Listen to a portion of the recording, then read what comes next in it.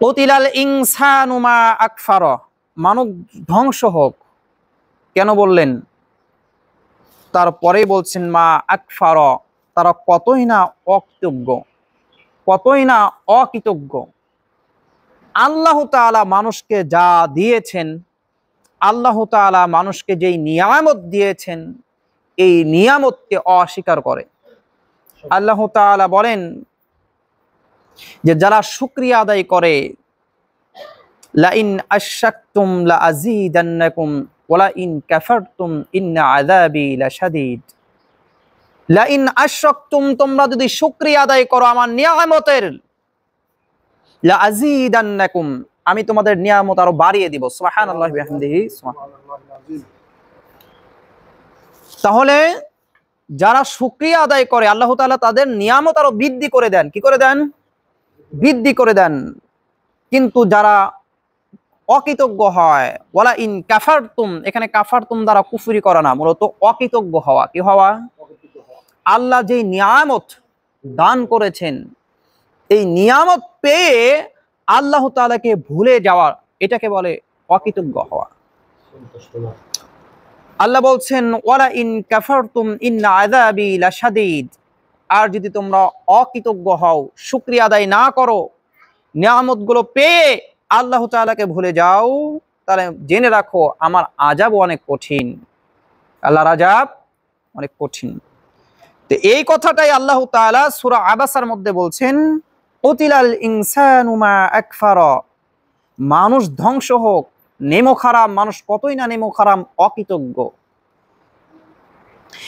এরপরে আল্লাহ তাআলা বলেন যে মানুষকে আমি কিভাবে সৃষ্টি করেছিলাম, তারা অকৃতজ্ঞ হলো কেন? তাদেরকে আমি কত সুন্দর করে সুগঠন করে, এত সুন্দর করে সৃষ্টি করার পরেও কত নিয়ামত তাকে দিলাম, তারপরে অকৃতজ্ঞ হলো কেন? আল্লাহ শুকরিয়া আদায় করে না কেন? এরপরে আল্লাহ তাআলা বান্দাদেরকে তা মানুষকে সৃষ্টি করার কিছু বিষয় মনে করে দিচ্ছেন। এখন আমরা যদি কাউকে কোনো কিছু বিষয়ে বলি যে তুমি আজকে আমার সাথে এই কাজটা করলা, অথচ আমি তোমাকে এই দিয়েছিলাম, আজকে তুমি আমার কারণে এই পর্যন্ত আসছো, কথাগুলো মনে করে দেই না? আল্লাহ তাআলাও মনে করে দিচ্ছেন। মিন আইয়ি শাইইন খলাকা, আল্লাহ তাআলা জিজ্ঞাসা করছেন প্রথমে, যেই মানুষ অকৃতজ্ঞ হলো, যেই মানুষ নাফরমান হলো, শুকরিয়া আদায় করলো না, মিন আইয়ি শাইইন খলাকা, তাহলে তাদেরকে কি থেকে সৃষ্টি করেছিলাম আমি? তাদেরকে কি থেকে সৃষ্টি করা হয়েছে? এরপরে বলছেন মিন নুতফা, একেবারে শুক্রবিন্দু নাপাক এক ফোঁটা পানি থেকে। এখন শুক্রবিন্দু সম্পর্কে নাপাক নাকি পাক এই সম্পর্কে আবার ইখতিলাফ রয়েছে, তবে তুচ্ছ, এটা একটা তুচ্ছ পানিও, এই সম্পর্কে কোনো সন্দেহ নেই। মিন নুতফা, এক ফোঁটা শুক্রবিন্দু থেকে আমি মানুষ সৃষ্টি করেছিলাম। খলাকাহু ফাকদ্দারাহ, আল্লাহ বলছেন শুধু তাই নয়, তাদেরকে সৃষ্টি করার পরে মহান রব্বুল আলামিন ফাকদ্দারাহ, একেবারে পরিমিত বিকাশ ঘটিয়ে দিয়েছিলেন, যা যা প্রয়োজন আল্লাহ তাআলা দিয়ে দিয়েছিলেন। এখানে কয়েকটি বিষয় জানা বলা যেতে পারে।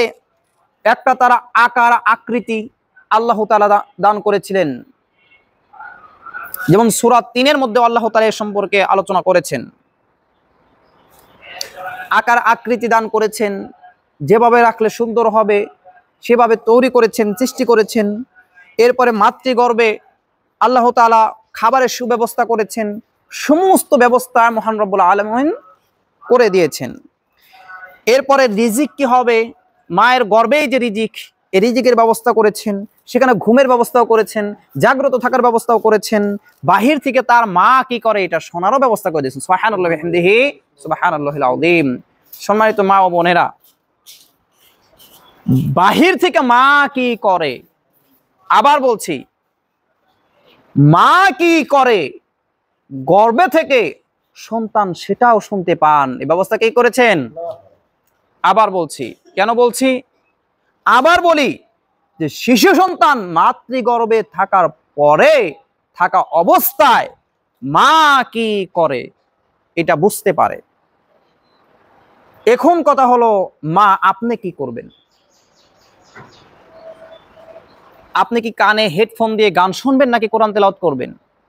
সিদ্ধান্ত আপনার। আপনি কি করেন? আপনার সন্তান গর্ভে থাকা অবস্থায় শুনতে পায়। আপনি কি স্বামীর সাথে খারাপ আচরণ করবেন নাকি সুন্দর আচরণ করবেন, সেটা আপনার বিষয়। আপনি কি আপনার শ্বশুর শাশুড়িকে যেই সম্মান দেওয়ার কথা ছিল এটা দেবেন নাকি তাদের সাথে খারাপ আচরণ করবেন, সেটা আপনার বিষয়।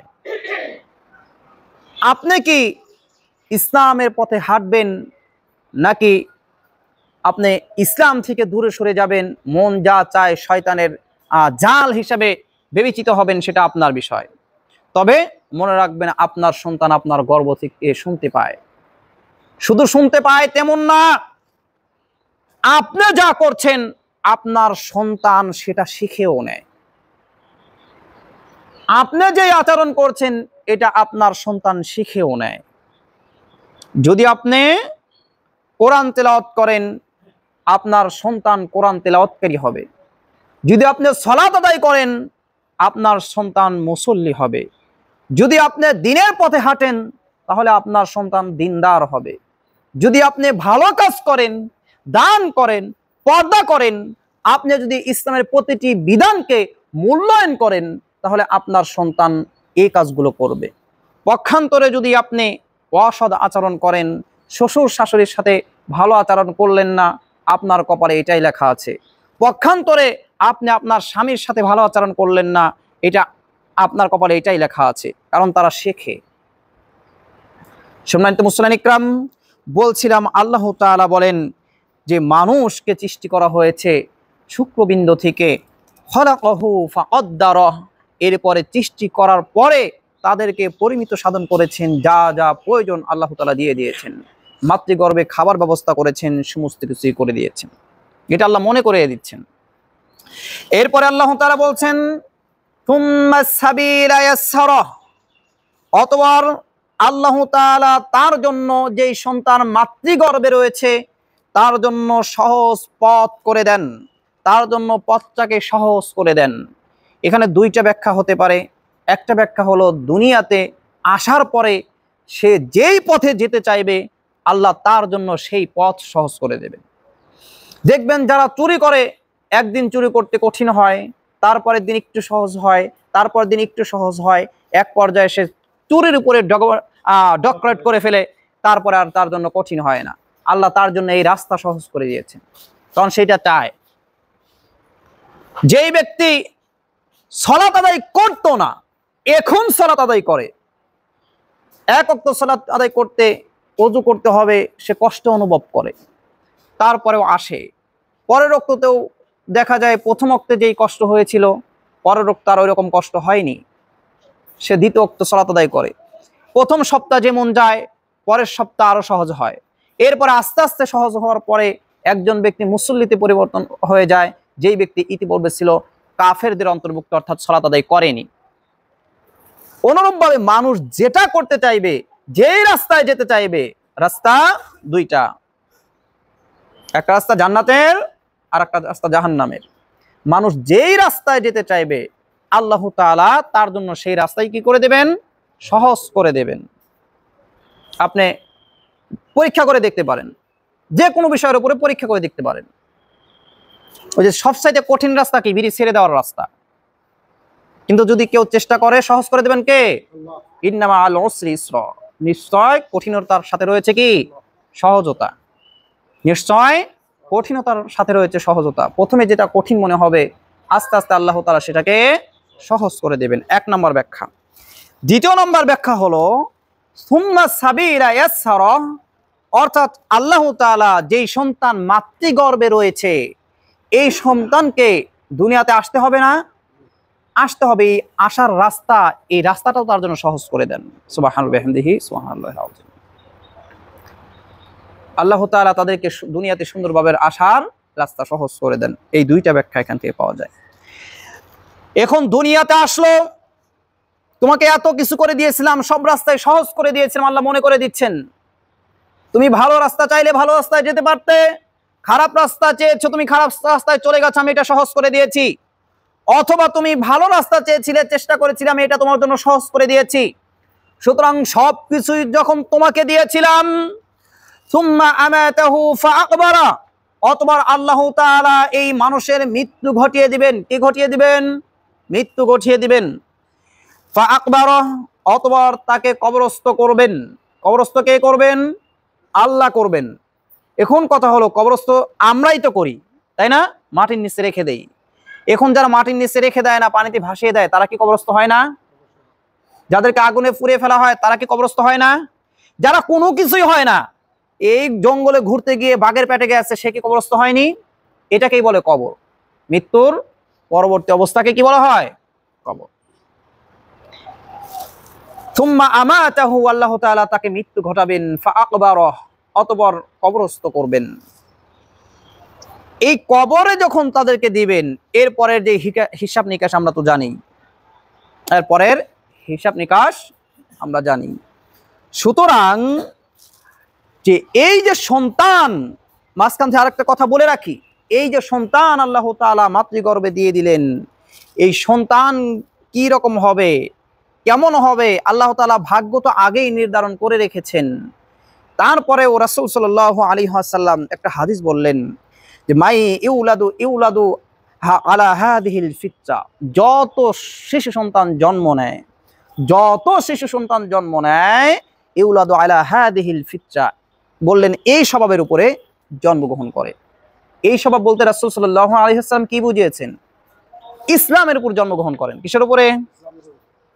মানে রাসূল সাল্লাল্লাহু আলাইহি ওয়াসাল্লামের ফিতরাত যেটা ছিল সেই সময়ে, ইসলাম ছিল, এই ফিতরাতের উপরেই জন্মগ্রহণ করেন। এর আরেকটা দলিল কোরআনেও পাওয়া যায়। আল্লাহ তাআলা মানব জাতিকে সৃষ্টির পূর্বেই একটা বিশাল মাঠে বলেছিলেন, আলাস্তু বিরব্বিকুম, আমি কি তোমাদের রব নই? ঐক্যবদ্ধভাবে আমরা সকলে বলেছিলাম, বালা, আপনি আমাদের রব। সুতরাং আমরা আল্লাহকে মেনে নিয়েই মাতৃগর্ভে আসি এবং সেখান থেকে দুনিয়াতে আসি। তাই রাসূল সাল্লাল্লাহু আলাইহি ওয়াসাল্লাম বললেন যে যত সন্তান জন্মগ্রহণ করে প্রত্যেকেই এই ফিতরাত অর্থাৎ ইসলামী ফিতরাতের উপরে, স্বভাবের উপরে জন্মগ্রহণ করেন। এরপর রাসূল সাল্লাল্লাহু আলাইহি ওয়াসাল্লাম বলছেন, ফাআবাওয়াহু ইউহাউবিদানিহি ওয়া ইউনাসসিরানিহি, অতঃপর তাদের মাতা-পিতা এই শিশু সন্তানদেরকে কেউ ইহুদি বানায়, কেউ খ্রিস্টান বানায়। তাহলে ইসলামের উপর জন্মগ্রহণ করে, তারপরে মাতা-পিতা ইহুদি বানায়, মাতা-পিতা খ্রিস্টান বানায়, মাতা-পিতা নামাজি বানায়, মাতা-পিতা বেনামাজি বানায়, মাতা-পিতা সুদখোর বানায়, মাতা-পিতা সুদ থেকে বিরত রাখে। সবকিছুই কারা করে? মাতা-পিতা করে। কারণ একটা শিশুকে গড়ে তোলার জন্য প্রথম 10টা বছর সে কিভাবে গড়ে উঠবে, কোন দিকে গড়ে উঠবে, এই দায়িত্ব কাদের? মাতা-পিতার। আল্লাহ লালন পালন করবেন, কিন্তু আল্লাহর পক্ষ থেকে প্রাপ্ত দায়িত্বকে, দায়িত্বপ্রাপ্ত ব্যক্তিকে বাবা মা। আল্লাহ কি কোনো কিছু নিজের হাতে করেন? আল্লাহ কাউকে দিয়ে করিয়ে নেন সবকিছুই। আল্লাহ তো বলেন কোন ফায়াকুন, বললে হয়ে যায়। কিন্তু আল্লাহ কি সবসময় কোন ফায়াকুন দিয়ে করেন? বলেন যে হও তাই হয়ে যায় না। অনুরূপভাবে একটা শিশুকে গড়ে তোলার দায়িত্ব আল্লাহ তাআলা পিতামাতাকে দিয়ে দিয়েছেন। তাই রাসূল সাল্লাল্লাহু আলাইহি ওয়াসাল্লাম বলছেন, ফাআবাওয়াহু ইউহাউবিদানিহি, যে পিতামাতা তাকে ইহুদি বানায়, পিতামাতা তাকে নাছারা বানায়। কেমনি বানায়? আল্লাহ বলছেন, কামা তানতিজুনাল ইবলা, যেমনি ভাবে উট তার সন্তান জন্ম দেয়, অর্থাৎ উটের বাচ্চা প্রসব করে। এরপরে জিজ্ঞাসা করলেন, ফাহাল তাজিদুনা ফিহা জাদা, তোমরা কি এই উটের বাচ্চাগুলোর মধ্যে কখনো দেখেছো কান কাটা? কখনো কি কান ছিদ্র দেখেছো? জিজ্ঞাসা করা হলো। রাসূল সাল্লাল্লাহু আলাইহি ওয়াসাল্লাম জিজ্ঞাসা করলেন যে উষ্টটি যখন বাচ্চা প্রসব করে, এই বাচ্চার কি কান কাটা বা কান টেরা এরকম কিছু দেখেছো? এরপর রাসূল সাল্লাল্লাহু আলাইহি ওয়াসাল্লাম বললেন, হাত্তা তাকুনু আনতুম তাজদাউনাহা, বরং তোমরাই এই বাচ্চা জন্ম নেওয়ার পরে উষ্টির বাচ্চাগুলোর কান কেটে দাও। মানে যারা দায়িত্বপ্রাপ্ত আছে, যার উষ্টি সে তার বাচ্চার কান কেটে দেয়, কান ছিদ্র করে দেয়। সংক্ষিপ্ত কথা যে এইটা একসময় প্রচলন ছিল, যে কান টেরা করে দিলে হয়তো কোনো ক্ষতি হবে না, কান কেটে দিলেও হয়তো কোনো ক্ষতি হবে না, মানে বালা মুক্ত করা হলো। কি মুক্ত? বালা মুসিবত মুক্ত করা হলো। এখনো দেখবেন, হয়তো এই সমাজ আছে কিনা জানি না, বাচ্চা হয় আর মারা যায়, হয় আর মারা যায়। এরপরে কি করে? বাচ্চা যেই দিন হঠাৎ একটা হইলো, সাথে সাথে কান টেরা করে ছেলেকে মেয়ে বানিয়ে দেয়। দেয় কি দেয় না? কানের তা পরিয়ে দেয় না? যেই দিন শিশু জন্ম নেয়, কান টেরা করে সাথে সাথে কানের তা পরিয়ে দেয়। সম্পূর্ণ হারাম। এ সম্পর্কে কোরআনে আল্লাহ তাআলা নিষেধ করেছেন। তো অনুরূপভাবে পৃথিবীতে যেমন পুষ্টির সন্তান বা পুষ্টির বাচ্চা প্রসব করার পরে তোমরা কান টেরা করে দাও, কান কেটে দাও, অনুরূপভাবে মায়েরা তার সন্তানদেরকে নামাজি বানায়, বেনামাজি বানায়, সুদখোর বানায়, ঘুষখোর বানায়, ইহুদি বানায়, খ্রিস্টান বানায়। মা বাবারা কারা করে? মা বাবারা করে। এরপর জিজ্ঞাসা করা হলো, ক্বালু ইয়া রাসূলুল্লাহ আফরাআইতা মান ইয়ামুতু সাগীরান, যারা শিশু অবস্থায় মারা গেল এদের অবস্থা কি? তারা কি জান্নাতে যাবে নাকি জাহান্নামে? যেহেতু শিশু অবস্থায় সে ফিতরাতের উপরে আছে, সে মুসলিম অবস্থায় রয়েছে, এই ব্যক্তি কি জান্নাতে যাবে নাকি জাহান্নামে যাবে? এরপর রাসূল সাল্লাল্লাহু আলাইহি ওয়াসাল্লাম বললেন, ক্বালা আল্লাহু আ'লামু বিমা কানু আমিলিন, আল্লাহ জানেন যে এই শিশু বড় হলে কি করতেন। জানেন না আল্লাহ? এই শিশু বড় হয়ে কি হতো এটার উপরে আল্লাহ তাআলা ফয়সালা করে দিবেন। সুবহানাল্লাহি বিহামদিহি সুবহানাল্লাহিল আযীম। অথবা আল্লাহ যা ইচ্ছা তাই ফয়সালা করে দিবেন। তবে আল্লাহর বিচার ফয়সালার মধ্যে কি নাই? কোনো সন্দেহ নাই, কোনো জুলুম নাই। জুলুম ছাড়া আল্লাহ তাআলা ফয়সালা করেন। সম্মানিত মুসলিম একরাম, এই আয়াতটা হাদিসটা আবার এই মাঝখান দিয়ে আলোচনা করলাম এই কারণেই যে আল্লাহ তাআলা বলছেন অতবার সুম্মা আমাতাহু ফাআকবারা, মৃত্যু ঘটাবেন মানুষকে, এরপরে কবরস্থ করা হবে। মাঝখান দিয়ে যে শিশু জন্মগ্রহণ করলো, এই পিতামাতা যদি অবহেলা করে, পিতামাতার কারণে হয়তো এই শিশুটা জাহান্নামী হবে, কবরস্থ হওয়ার পরে জাহান্নামী হয়ে যাবে, অথবা কবরস্থ হওয়ার পরে অথবা জান্নাতে হয়ে যাবে। তবে প্রথম থেকে মোটামুটি 10টা বছর মা বাবা যা বানিয়েছিল এটার জন্য মা বাবা দায়ী থাকবে, কারণ সে দায়িত্ব অবহেলা করেছে, দায়িত্বে অবহেলা করেছে। এরপর আল্লাহ তাআলা বলেন, সুম্মা ইযা শাআ আনশারা, এরপর আল্লাহ তাআলা বলেন যখন আল্লাহ তাআলা চাইবেন তখন আবার তাদেরকে কি করবেন? জীবিত করবেন। যখন আল্লাহ চাইবেন তখন আবার জীবিত করবেন, সেটা হচ্ছে কিয়ামতের সময় আবার জীবিত করবেন। মাটির ভিতর থেকে যখন সিংহায় ফুৎকার দেওয়া হবে, প্রথম সিংহায় ফুৎকার দেওয়ার সাথে সাথে পৃথিবী ভেঙে চৌচির হয়ে যাবে। এর আগের আলোচনা সূরা নাজিয়া এবং সূরা নাবাতে আমরা আলোচনা করেছিলাম। এরপরে দ্বিতীয় ফুৎকার দেওয়ার পরে সমস্ত মানুষ কবর থেকে উঠতে শুরু করবে, কবর থেকে উঠতে শুরু করবে, মানুষ কবর থেকে দৌড় শুরু করবে, এক জায়গায় জমায়েত হবে। তাহলে সুম্মা ইযা শাআ আনশারা, আল্লাহ তাআলা কিয়ামতের মাঠে সকলকে আবার পুনর্জীবন দান করবেন, সকলে জীবিত হবে। এরপরে হলো বিচার ফয়সালা। এরপরে কি হবে? বিচার ফয়সালা হবে, কে কেমন আমল করেছিলে। এই জন্য আল্লাহ তাআলা বলছেন, কুতিলাল ইনসানু মা আকফারা, মানুষকে এত কিছু দান করলাম তারপরেও যদি সে অকৃতজ্ঞ হয় তাহলে তার জন্য কি? ধ্বংস। এখানে ধ্বংস দ্বারা উদ্দেশ্য জাহান্নাম। ধ্বংস দ্বারা উদ্দেশ্য কি? জাহান্নাম। কেন জাহান্নাম? এই যে দুনিয়াতে যারা পাপাচার করে, দেখেছেন যে আল্লাহ তাআলা তাদেরকে দুনিয়াতে ধ্বংস করেছেন প্রত্যেককে। যদি এমনই হতো তাহলে বর্তমান জালেম যত রয়েছে প্রত্যেক জালেমকে আল্লাহ তাআলা ধ্বংস করে দিতেন না। তবে আল্লাহ কিছু সময় কিছু জালেমকে দুনিয়াতে শাস্তি দেন, কিছু সময় কিছু জালেমকে দুনিয়াতে শাস্তি দেন। তবে গরামে সকল জালেমকে আল্লাহ শাস্তি দুনিয়াতে দেন না। এখানে ধ্বংস দ্বারা উদ্দেশ্য হলো যখন তার জন্য ফয়সালা হবে তার জান্নাত নাকি জাহান্নাম, আল্লাহ তাকে জাহান্নাম দিয়ে ধ্বংস করবেন। সম্মানিত মুসলিম ইকরাম, আল্লাহ বলছেন সুম্মা ইযা শাআ আনশারা, যখন ইচ্ছা মানুষকে আবার জীবন দান করা হবে। কাল্লা লাম্মা ইয়াকদিমা আমারা, আল্লাহ বলছেন কখনো নয়, লাম্মা ইয়াকদিমা আমারা, তিনি তাকে যা আদেশ করেছেন সে কখনো পূর্ণ করেনি। কোন লোকের কথা বলছেন? আগের আয়াত কুতিলাল ইনসানু মা আকফারা, আগে আয়াত আলোচনা করছেন ওই আয়াত। কুতিলাল ইনসানু মা আকফারা, মানুষ যে ধ্বংস হয়ে যাবে তার অকৃতজ্ঞ হওয়ার কারণে জাহান্নামে যাবে, অথবা দুনিয়াতেই কিছু মানুষকে আল্লাহ ধ্বংস করবেন। এর কারণ পরবর্তী আয়াতে আল্লাহ তাআলা যে আলোচনা করলেন তাকে এইভাবে সৃষ্টি করেছি, এই কিছু দান করেছি। এবং সূরা নাজিয়া সূরা নাবাতে আমরা দেখেছি আল্লাহ তাআলা মানুষকে কত সুন্দর ব্যবস্থা করে দিয়েছেন।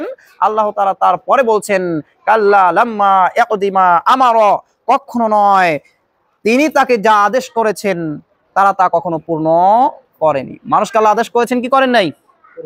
আদেশ করেছেন, কিন্তু এই আদেশ তারা পূর্ণ করেনি, এই আদেশ তারা মানেনি, যার কারণে তাদের জন্য এই ধ্বংস চলে আসবে। ফালয়ানজুরিল ইনসানু ইলা তাআমিহি, আল্লাহ তাআলা আবার স্মরণ করে দিচ্ছেন, ফালয়ানজুরিল ইনসানু ইলা তাআমিহি, মানুষ যেন তাদের খাবার দিকে লক্ষ্য করে, খাবারের দিকে একটু তাকিয়ে দেখুক, সেই দিকে তাকিয়ে চিন্তা ভাবনা করুক যে আল্লাহ তাআলা কিভাবে তাদের খাদ্যের ব্যবস্থা করেছেন। খাদ্যের ব্যবস্থা করেন নাই, এমনও জাতি রয়েছে আল্লাহ তাআলা যাদেরকে সরাসরি জান্নাত থেকে খাবার পাঠাতেন, মান্না ওয়া সালওয়া, মান্না ওয়া সালওয়া পাঠাতেন জান্নাত থেকে। আল্লাহ বলছেন ফালয়ানজুরিল ইনসানু ইলা তাআমি, মানুষ তাদের খাবারের দিকে লক্ষ্য করুক যে কত সুন্দর করে তাদের জন্য খাবারের ব্যবস্থা করা হয়েছে। সম্মানিত মুসলিম ইকরাম, এই জন্য আমরা যে আয়াত আলোচনা করলাম সূরা আবাসার 17 নম্বর আয়াত থেকে 24 নম্বর আয়াত আলোচনা করলাম, এখানে আল্লাহ তাআলা বলছেন ধ্বংস ওই সকল মানুষ হবে যারা অকৃতজ্ঞ। কারা? অকৃতজ্ঞ। আল্লাহ তাআলা নিয়ামত পায়, গ্রহণ করে, কিন্তু শুকরিয়া আদায় করে না। লা আযীদান্নাকুম লা ইন শাকারতুম লা আযীদান্নাকুম ওয়া ইন কাফারতুম ইন্না আযাবি লাশাদীদ। তোমরা যদি শুকরিয়া আদায় করো তাহলে আল্লাহ বৃদ্ধি করে দিতেন নিয়ামত, কিন্তু শুকরিয়া আদায় না করার কারণে আল্লাহ তাআলা কঠিন শাস্তি দ্বারা পাকড়াও করবেন। এরপরে বাকি আয়াত তো আল্লাহ তাআলা কিছু নিয়ামত সম্পর্কে আলোচনা করেছেন। আগামী সপ্তাহে ইনশাআল্লাহ এর পরের থেকে আলোচনা করব। আল্লাহ তাআলা তৌফিক দান করুন, আমিন।